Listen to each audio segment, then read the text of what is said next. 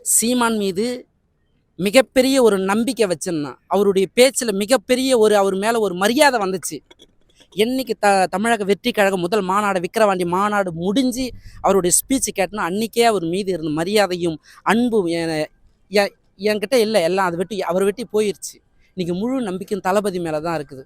ஒரு தலைவன் பேசுகிறானா அந்த வார்த்தையை கடைசி வரைக்கும் கேட்டு ரசிக்கிறவன் தான் ஒரு உண்மையான தொண்டவனாக இருக்க முடியும். உங்களுடைய பேச்சை நான் அப்படி தான் கேட்டேன். ஒரு நம்பிக்கையாக இருந்தது. ஆனால் அந்த நம்பிக்கையை ஏமாத்திட்டீங்க. அந்த நம்பிக்கையை எங்கள் தளபதி அண்ணா கொடுத்துருக்கிறாரு. இத்தனை வருஷமாக அவரை சினிமா நான் அந்த கட்சியில் இல்லை. சப்போர்ட் பிடிக்கும். ஒரு புதிய மாற்றத்தை கட்சி சொல்லப்போனால் ஆளுங்கட்சி மாறி மாறி மாறி 2 திராவிட கட்சிகள் தானே ஆண்டுச்சு.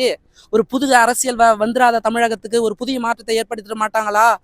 இல்லை ஒரு புதிய திட்டத்தை மக்களுக்குன்னு செயல்படுத்த மாட்டாங்களா? ஒரு புது தலையை வந்துட மாட்டானா?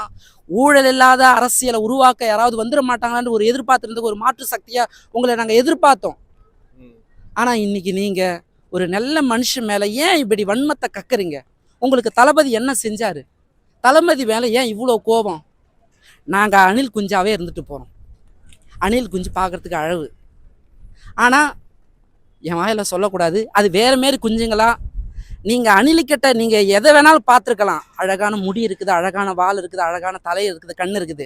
அதெல்லாம் விட்டு போட்டு டேஷை மட்டும் ஏன் பார்த்து சொல்கிறீங்க? இது தப்பு இல்லையா?